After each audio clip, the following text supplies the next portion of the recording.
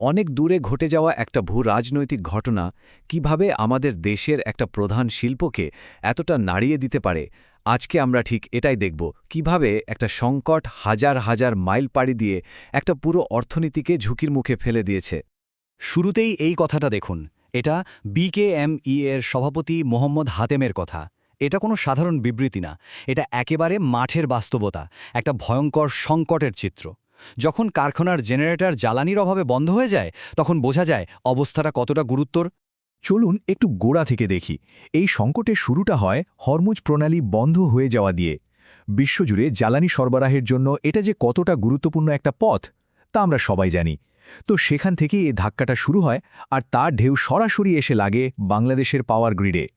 এই টাইমলাইনটা দেখলে বোঝা যায় পরিস্থিতিটা কত দ্রুত খারাপ হয়েছে। মাসখানেক আগে হরমুজ প্রণালী বন্ধ হলো, আর তার পরপরই বিশ্বজুড়ে জ্বালানির দাম বাড়তে শুরু করল। বাংলাদেশের মতো দেশগুলোতে সরবরাহ গেল কমে, আর ফলাফল আজ আমরা একটা জাতীয় জ্বালানি সংকটের মধ্যে আছি। তো এই যে বিশ্বজুড়ে জ্বালানির অভাব, এর সরাসরি প্রভাবটা বাংলাদেশে এসে পড়ল কিভাবে? প্রথমত, ডিজেল আর গ্যাসের মারাত্মক সংকট দেখা দিল, যার কারণে শুরু হলো ভয়ঙ্কর লোডশেডিং। এর সাথে পাল্লা দিয়ে বাড়ল পরিবহন খরচ, কাঁচামালের দাম, মানে সবকিছুর ওপরই একটা চাপ তৈরি হলো। আর এই সব কিছুর একেবারে কেন্দ্রে রয়েছে আমাদের তৈরি পোশাক শিল্প, মানে গার্মেন্টস খাত। এই খাতকে তো বলা হয় আমাদের অর্থনীতির ইঞ্জিন, আর সেই ইঞ্জিনেরই এখন পাওয়ার সাপ্লাই বন্ধ হওয়ার জোগাড়। এই সংখ্যাটা দেখুন একবার, 25 থেকে 30%, মানে চিন্তা করা যায় কারখানাগুলোর প্রায় 1/3 উৎপাদন ক্ষমতায় এখন ব্যবহার করা যাচ্ছে না।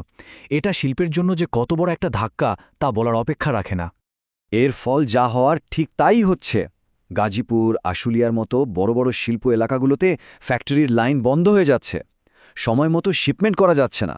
ওদিকে উৎপাদন খরচ তো বাড়ছেই, মানে আকাশ ছুঁয়েছে।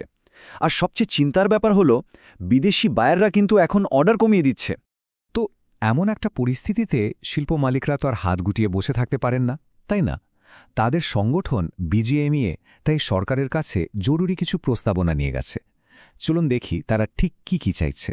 তাদের দাবিগুলো বেশ স্পষ্ট। প্রথমত, তারা বলছে কারখানার জন্য ফুয়েল কার্ডের মাধ্যমে দ্রুত ডিজেল সরবরাহ নিশ্চিত করতে। দ্বিতীয়ত, ছোট আর মাঝারি কারখানাগুলোকে গ্যাস সংযোগে অগ্রাধিকার দিতে হবে। তৃতীয়ত, আমদানি করা জ্বালানির ওপর থেকে সব রকম ভ্যাট আর শুল্ক তুলে নিতে হবে। আর সবশেষে নতুন এলএনজি টার্মিনাল বসিয়ে জ্বালানি অবকাঠামো আরও শক্তিশালী করতে হবে। এগুলো হলো একেবারে তাৎক্ষণিক সমাধান। কিন্তু বিজিএমইএ শুধু আজকের কথাই ভাবছে না, তারা একটা দীর্ঘমেয়াদী সমাধানের কথাও বলছে, আর সেই সমাধানটা হল নবায়নযোগ্য শক্তি। এই স্লাইডটা দেখলেই বিষয়টা পরিষ্কার হয়ে যাবে। একদিকে দেখুন, সোলার প্যানেল বা এই জাতীয় জিনিস আমদানিতে এখন শুল্ক দিতে হয় 28 থেকে প্রায় 62% পর্যন্ত, মানে অনেক বেশি। আর অন্যদিকে বিজিএমইএ বলছে এটাকে কমিয়ে মাত্র 1% নিয়ে আসুন।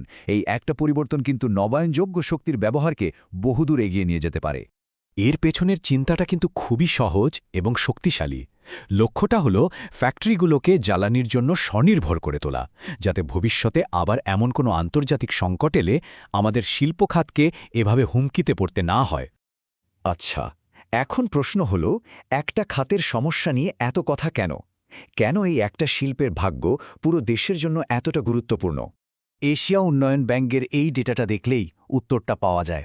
আমাদের মোট রপ্তানির প্রায় 85% আসে তৈরি পোশাক থেকে, ভাবা যায়। বাকি সব কিছু মিলিয়ে মাত্র 15%। আর এই যে একটা খাতের উপর এতটা বেশি নির্ভরতা, এটাই আমাদের অর্থনীতিকে একটা বিশাল ঝুঁকির মধ্যে ফেলে দিয়েছে।